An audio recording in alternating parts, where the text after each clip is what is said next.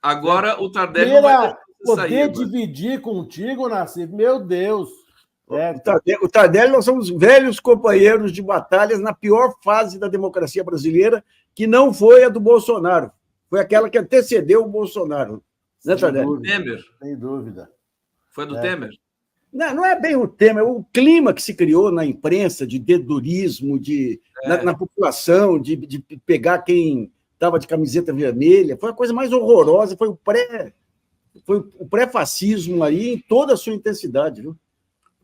O Nassif, Tardelli e Nassif. Então vamos fazer aqui um preâmbulo nesse tema de hoje, que é a questão da OPEP+, da entrada do Brasil. Perguntar para vocês aqui, Nassif comenta, e o Tardelli na sequência aqui, muita gente reclamando que o Brasil vai entrar, já foi, o governo já comunicou que eles vão, enfim, ver questões ali, digamos, de documentação e tudo mais. É importante o Brasil participar desse fórum? Começando com o Nassif, depois o Tardelli vai na sequência. Olha, a OPEP é uma das forças políticas mais relevantes aí, e entre todas essas organizações, G20, tudo, porque ela controla o preço do petróleo, né? Eu não sei até que ponto, e cada vez que ela segura a produção aí, aumenta o preço do petróleo, impacta o mundo inteiro, né? Eu não sei se o Brasil, no caso aí, eu não consegui analisar ainda prós e contras, né? Porque o Brasil é um país que está com produção ascendente. O Brasil caminha para ser aí um dos maiores produtores mundiais de petróleo, aí superando Dubai, aquelas regiões lá que lideravam, né? E o Brasil ele tem uma estratégia que vem lá daquele belíssimo plano da Dilma, ministra, que depois foi moralizado aí pelo Temer, que é de criar um fundo soberano aí para preparar o futuro e tudo, né? Então, eu não sei as implicações aí com a OPEP, de que maneira que isso poderia... E aqui também você tem também, abriram aí para a Shell, para outras empresas estrangeiras, a exploração do petróleo aqui. Então, não sei como é que ficariam essas nuances. Esses interesses aí, né? O Brasil é uma coisa... Ô, Tardelli, o que você pôde ver sobre esse tema aí da apuração? E daqui a pouco eu vou trazer aqui o discurso do Lula, na abertura ali da COP28. Olha, a primeira vez que eu vi na CIF a história do Brasil entrar no OPEP, eu imaginei assim que o Brasil está comprando um Monza 85 em ótimo estado, certo? Sem uso, único dono. Me deu uma sensação de... Porque a OPEP foi um gigante nos anos 70, provocou a grande crise mundial depois de 29, né? A crise do petróleo. Eles se uniram, formaram um cartel. Então, já é algo que dói um pouco na gente fazer parte de um cartel. Mas o que não é cartelizado no mundo? Certo? O Brasil hoje, eu não sabia, é o maior produtor de petróleo da América Latina, e produz muito mais petróleo que a Venezuela. Nós estamos produzindo uma média de 4,5 milhões. Né? A gente produz uma média de 4,5 milhões de barris de petróleo por dia. Isso é um absurdo de produção. Agora, eu não sei como é que é, porque a Petrobras é uma sociedade anônima, eu não sei como é que faz essa flutuação de preço. Você é economista, Nassif, você entende 1 milhão de vezes mais do que isso de mim, que não entendo nada de nada. Como é que faz essa flutuação de preço? Como é que a Petrobras vai alinhar os preços com a OPEP? Olha, agora nós vamos baixar os preços, agora nós vamos aumentar o preço. Nós vamos desestimular a produção, nós vamos estimular a produção. Eles regulam a produção, né? Regulam a produção, é o grande regulador da produção do petróleo mundial. E numa época em que, se no século XX a dependência do mundo ao combustível fóssil era absoluta, no século XXI a luta é para que essa dependência diminua e desapareça com o tempo, né? Eu também, como Nassif, eu não sei avaliar até onde isso é bom, até onde isso é execuível dentro da formatação da produção de petróleo do Brasil, até onde o Brasil vai corresponder com cota, como é que ele entra nesse cartel? Ele vai ser um ouvinte de luxo? Vai ser, o que ele vai ser, afinal? Isso para mim não é. Eu acho que nem o governo sabe muito bem o que significa isso. O problema é que, se entrar na OPEP, você tem que se sujeitar às regras de produção da OPEP. Então, se o Brasil precisar aumentar a produção, aí a OPEP dizer que tem que segurar para aumentar preço, o Brasil não tem essa flexibilidade aí, né? E a OPEP, além disso, tem uma baita instabilidade política, né? Você tem a Arábia Saudita ligada aos Estados Unidos, outros ligados... Só lembrar aqui que o Brasil foi convidado para a OPEP+, a OPEP Plus, né? Que é uma espécie de desdobramento da OPEP principal, que tem a Arábia Saudita, Irã, Iraque, né? Essa OPEP tem o México, Rússia, mais alguns países, eu não me lembro, asiáticos, né? E o Brasil está sendo convidado ali. Ô, Nassif, eu estou preocupado aqui. Se você, porque se você ficar aqui, depois do meio-dia eu vou ficar sem convidado. Então, tá. se eu liberar você aqui, você volta meio-dia, promete? Volto, apesar do prazer de falar com o Tardelli. Prazer foi meu, que maravilha. Fala, Tardelli. Ganhei vários. Olha, eu só de ficar aqui, eu já tenho 10 pontos de QI a mais. Só de estar perto do Nassif, assim. O Nassif já aumentou meu QI, assim, só por osmose. Osmose eletrônica, osmose virtual. Tardelli, abração, Nassif, até daqui a pouco, então, meu querido. Tá aí, vamos lá, deixa eu colocar aqui o Tardelli na tela toda. Tardelli, agora você é meu. Agora eu vou pegar você. Gostou, né? Nunca, imagina, nunca tive olhos para outros. Olha só, o Fernando Bai está dizendo aqui no bate-papo, olha só, entrou na OPEP e foi a COP28. Na verdade, assim, foi a COP28 e entrou na OPEP. Você sabe que essa COP28, aliás, as COPs, de maneira geral, eu recebi aqui um texto do meu querido Luiz Marques, são patrocinadas por empresas de energia suja, né? A da Polônia foi patrocinada por uma empresa de carvão mineral, agora essa aqui patrocinada por petrolíferas. O presidente é também presidente de uma empresa de petróleo do Catar. Eu acho que assim tem que explodir realmente essa hipocrisia para a gente ver se as COPs começam a ser mais relevantes, né, Tardelli? Quero te ouvir um pouco. Eu acho que o discurso do presidente hoje foi maravilhoso. Foi um discurso que me emocionou, né? Porque foi esse discurso exatamente, ele desnudou as COPs, os grandes encontros mundiais que não resultam em prática alguma, certo? Todas as intenções declaradas, mas nenhuma intenção cumprida. Há um componente no presidente Lula de líder mundial que, por mais que as nossas Cassandras fascistas aí neguem, Lula, ele é efetivamente o grande líder mundial do momento. Ele é o único líder mundial que pode chamar às falas os outros líderes mundiais. Estamos fartos de acordos jamais cumpridos. Estamos fartos de financiamentos jamais cumpridos. Ele fala em trilhões de dólares da indústria armamentista. Ele diz uma coisa no discurso dele que os nossos democratas e progressistas, companheiras e companheiros, irão ver. Olha, o que se gasta, o que se polui o ar para mandar bomba numa população civil e desarmada e pobre. Mas vamos ver.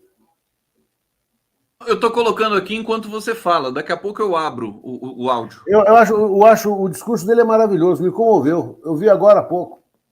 Neto. Olha só como o Lula tá bonito, bronzeado. Tá bonito, bronzeado, bem vestido e firme. Vamos ouvir um trechinho, então, do discurso do Lula. O planeta está farto de acordos climáticos não cumpridos, de metas de redução de emissão de carbono negligenciadas, do auxílio financeiro aos países pobres que não chega, de discursos eloquentes e vazios. Precisamos de atitudes e práticas concretas. Tardelli, pegamos bem no trecho em que ele faz essa cobrança, que é uma cobrança, assim, temos de admitir, muito corajosa, como sempre, aliás, nos fóruns internacionais. Quer dizer, ele não fica fazendo média. Não, né? E não é uma frase de duplo sentido, ele não está insinuando, ele está cobrando. Estamos fartos. Ou seja, a atitude de Lula é a atitude de um líder mundial que tem moral e tem legitimidade, etos, para chamar os outros líderes mundiais às falas. Nós alguma vez imaginaríamos que aquela coisa que passou pela presidência faria um discurso definitivo? Jamais. Jamais. Que fale contra a indústria bélica, a indústria da morte, a indústria que mata seres humanos, que mata seres humanos civis, inocentes, moradores de pequenas e paupérrimas comunidades pelo mundo afora, crianças, mulheres, cidadãos comuns, pessoas comuns. Ele, Lula, falou isso. A emissão de carbono desses mísseis que destroem populações, que matam crianças, matam recém-nascidos. Nós assistimos e temos assistido nos últimos meses, nas últimas semanas, a negação absoluta da humanidade. Lula faz um discurso que me parece o discurso que a gente queria ouvir de alguém fazer. Alguém precisaria dizer: o rei está nu. Se não tivesse um Lula agora dizendo o que diz no cenário internacional, a gente estaria pedindo por alguém que falasse o que ele fala. É isso que você está dizendo. Exatamente, né? Exatamente. Não há nenhuma crítica a se fazer a ele, não é? Claro que Lula, ao enfrentar o capital, ao enfrentar a indústria bélica, ao enfrentar o 1% que polui mais do que 70% da população, é claro que ele vai sofrer retaliações por isso. O capital ele é impiedoso. Ele não vai admitir Ele não vai admitir essa advertência. Ele não vai levar essa advertência de boa, não. Ele vai reagir. Ô Tardelli, deixa eu te fazer uma pergunta de 1 milhão de yuans, né? Porque todo mundo fica se perguntando o seguinte: afinal, o Brasil vai ser uma referência na defesa da economia verde, como o Haddad diz, como o BNDES está preconizando ali com a Luiz Mercadante na presidência, enfim, vai defender de fato isso, ou vai investir, por exemplo, em combustíveis fósseis ainda, né? Como, por exemplo, ali na margem equatorial brasileira, que é alvo de críticas muito justificadas pelos ambientalistas e tudo mais. Porque é o seguinte, muita gente acha que se o Brasil abrir mão da exploração do petróleo, ele vai estar abrindo mão da sua riqueza. Né? Tem gente que pensa assim, que o Brasil estaria fazendo exatamente o que os europeus e que os americanos querem que o Brasil faça. Abra mão do petróleo. É um argumento. Eu não estou concordando com ele, eu estou apenas explicitando aqui para o Tardelli comentar. O que você acha? Qual o dilema? Como é que é o tamanho desse dilema para você? Eu acho que nós estamos numa fase de transição. Nós estamos saindo de um modelo e indo para o outro. Só que, nesse meio tempo, nós somos dependentes do combustível fóssil. Nós não podemos abrir mão do combustível fóssil. Nós vamos morrer de fome, frio e sede.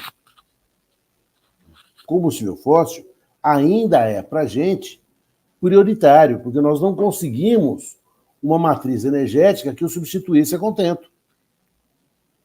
Olha, estão fabricando os carros elétricos. A gente vai ter produção elétrica para tudo isso?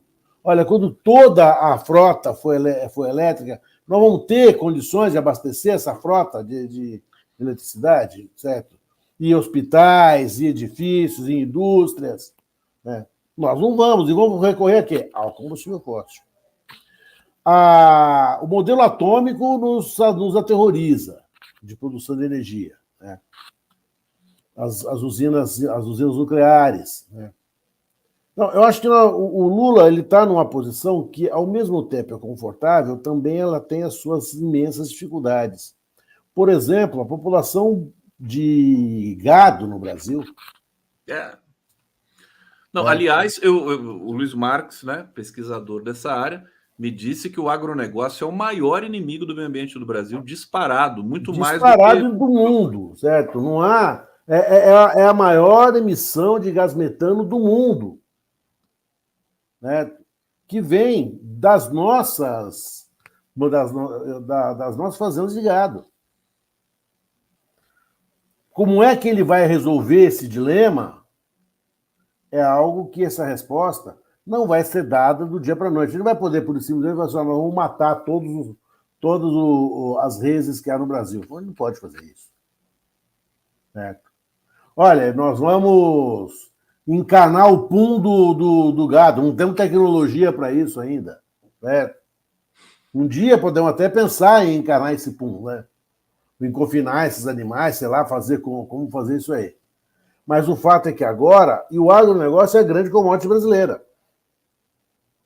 A soja, a carne, né? Você já foi para Chapecó?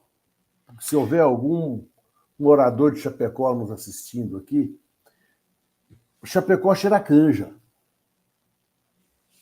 Porque a gente canja, parece que estão fazendo uma canja numa panela vulcânica. Porque é a maior produção de frango, né? De frango. É. Eu sinto em Chapecó o cheiro que eu sentia na casa da minha avó, da canja que ela fazia, assim, né? É um canjão. Né? É um canjão. Como é que vamos resolver isso? Não sei. Há quem tivesse essa solução. Né? O agronegócio foi o responsável pela devastação da Amazônia. Né? Foi o agronegócio o responsável pela grilagem das terras indígenas, por esse absurdo do marco temporal das terras indígenas. Né? Nós estamos vendendo o nosso pulmão para poder encher o nosso estômago. Isso é muito complicado.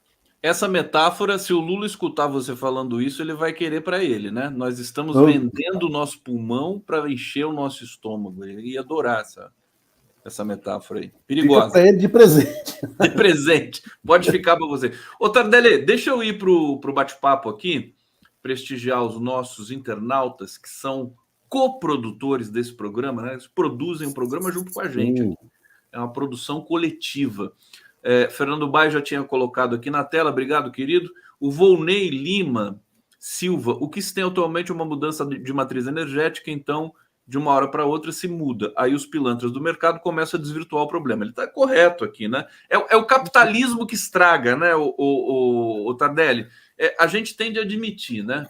Realmente o capitalismo ele interfere no consumo, na hipermedicalização, que eu recebo sempre aqui o Paulo Amarante, que é uma das referências no Brasil sobre esse problema, na questão do agro, né, nas monoculturas gigantescas, e, enfim, desequilibra tudo. Inclusive, é base para a ascensão da extrema-direita no mundo.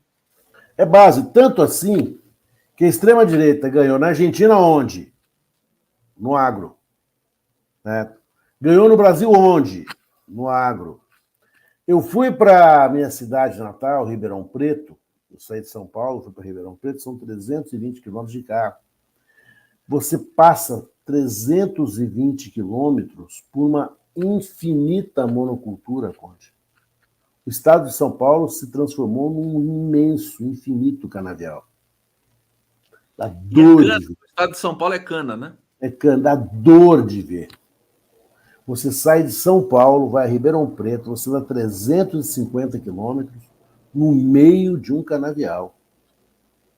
Infinito, infinito, infinito. Ele dobra em qualquer horizonte por onde você quer olhar. Esse agronegócio elege o fascismo.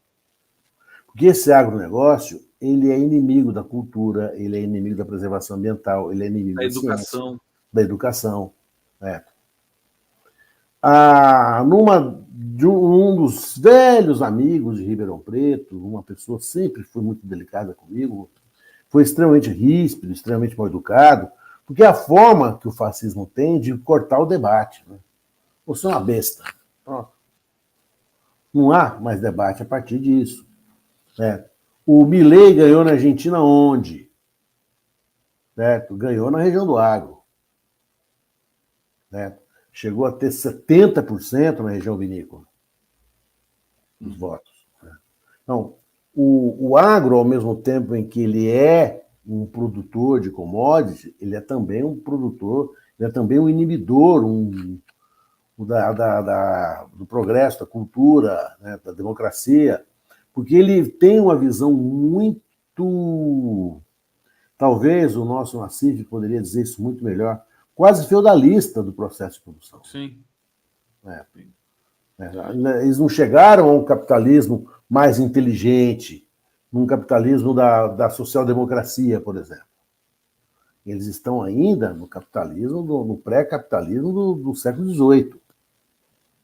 Embora tenha tecnologia para fazer a soja. Aliás, mexem com transgênicos também, Então, interferem no meio ambiente, na questão dos polinizadores, dos insetos. A gente teve aí um relato de 80 bilhões de abelhas, né, que desapareceram ali na região do Mato Grosso, enfim, pela monocultura de soja. Tardelli, eu não quero deixar de falar com você. Só apontar uma coisa. Diga, por favor. Eu vi outro dia um estudo das 10 cidades mais ricas do estado de São Paulo. 8 são cidades minúsculas, que são evidentemente paupérrimas, mas que tem lá usineiros e usinas de açúcar, que concentram a renda, certo? E fazem a maior mentira de todas as mentiras, que é a renda per capita subir. Cidades que eu conheço, que eu sei o quão pobres são. E lá listadas como uma cidade rica, por quê? Porque aquele 0,1% de dominação econômica, territorial da cidade corresponde a um mundo de dinheiro. Ele é um magnata e a população é pobre. Como era no regime feudal. Né? Miseráveis trabalhando para o suzerano milionário. Roberto Tardelli, aqui no 11 News. Quando eu falo o seu nome, eu falo com sotaque italiano. Roberto, eu me lembro do Roberto Benini recebendo o Oscar da Sofia Loren. Sofia Loren que deu o Oscar, acho que foi, né? Sim. A Vida é Bela. Roberto, olha só, eu quero falar do STF contigo. O STF está em ebulição, né? Com a nomeação do Dino. Você tem a questão da PEC, que agora nós sabemos, quer dizer, parecia uma coisa tão simples de resolver, né? Era só o Gilmar Mendes, era o pessoal do STF conversar. Agora eles vão conversar com o Arthur Lira. E tem também a questão de uma lei que eles aprovaram ali, não é uma lei, é um entendimento, né, da questão da imprensa e de se processar, digamos assim, de se abrir precedente para se processar veículo de comunicação. Rapidamente, são muitas coisas, mas... Você acertou com a precisão de um arqueiro, certo? Quando você disse o Supremo fez uma lei. Ato falho, né? Mas um ato falho de extrema precisão. De verdade, o Supremo fez uma lei. Essa decisão do Supremo, ela vai ser muito discutida, porque o Supremo cria situações que são perto de situações absurdas. Olha, não vai ser punido o meio de comunicação que divulgar uma opinião, um fato que não seja verdadeiro, e que ele tenha apurado. Mas apurar, o que é apurado? Apurado até qual o limite? Qual é o limite dessa apuração? Olha, o que o Conde tem que apurar para poder ou não divulgar algo que o Roberto Tardelli está dizendo? Certo? Qual é o limite dessa apuração? Até onde ele tem que ir? Certo? Ele vai fazer uma apuração. Apuração é atividade pública. Nós estamos falando de uma expressão que pode transformar, né, esses meios de comunicação em verdadeiras fábricas de violação de direitos. Porque, olha, Eu não quero sair do ar, eu não quero ser retirado da pauta, eu não quero ser lacrado. Então eu tenho que verificar, eu tenho que fazer essa investigação. Até que limite é isso? Até onde vai isso? Porque o que havia sempre, foi assim, olha, a liberdade de imprensa é o apanágio, ressalvado o direito indenizatório, que você vai verificar da única forma possível, que é caso a caso. Não há como... Aliás, o Platão, na República, ele tem um diálogo muito interessante, que ele diz o seguinte: nenhum ditador, ele fala ditador na expressão de governante, consegue prever todas as situações possíveis. Aí, não há como você exigir isso de um governante. Não há como você exigir isso de qualquer outro, você vai ter que verificar isso num caso concreto. O que se poderia fazer, o que se poderia imaginar, e aí eu acho que seria a atividade do tribunal, diante de uma leviandade muito grande do órgão de imprensa, a indenização dele ser maior. Agora, você não pode jogar na mão do editor, no colo do editor, uma responsabilidade da qual ele não pode se livrar, ele não pode se responsabilizar. Ou seja, para resumir, o STF está meio confuso, é isso, o Tardelli? O STF chutou de canela. Como é que é? Chutou de canela. Chutou de canela. O Tardelli, vou me despedir de você, a gente está encerrando aqui nosso bloco, mas eu já fico com saudade de você. Eu também. Mas sabe o que é bom fazer agora? Você é meu amigo. Porque a sexta-feira próxima vai chegar mais cedo, vai chegar mais rapidamente, que assim eu vou saber que eu vou estar com vocês. O Tardelli falou assim, ué, cadê o link? Mas você não mudou para sexta-feira? Você foi visitar a sua mãezinha em Ribeirão Preto, né? Minha mãe fez 89 anos. Né? Como é que foi lá? Foi tudo bem? Foi maravilhosa. A velhinha tá em forma. Tá com a língua afiada e a cabeça ágil. E engraçado que a velhice traz para as pessoas o descompromisso. Né? Ela não precisa mais ter autocensura. Ela pode falar o que ela pensa. Isso é uma delícia. Né? Então, um dia chegaremos lá. O Lula está nas alturas, né? O Lula está nas alturas. Não tem mais freio, né? Tardelli, bom trabalho para você. Super beijo. Depois beijos progressistas, democratas. Lá para mim. Põe aí o meu Instagramzinho aí, por favor. Cadê o Instagram? Ô, produção, você não botou o Instagram Roberto Tardelli para mim? Eu vou dar uma dura nessa produção aqui do 11 News. Você sabe que a equipe do 11 News aqui é grande, né? Eu já soube que você fica no topo de um edifício de 40 andares. Né? Ô, Tardelli, você vai ter que me falar aqui, porque qual que é o seu... Roberto Tardelli. Roberto Tardelli. Isso aqui? Assim? Isso, assim, olha que facinho. Tem outros lá, mas eu sou mais bonitinho. É só ver quem é mais bonitinho, sou eu.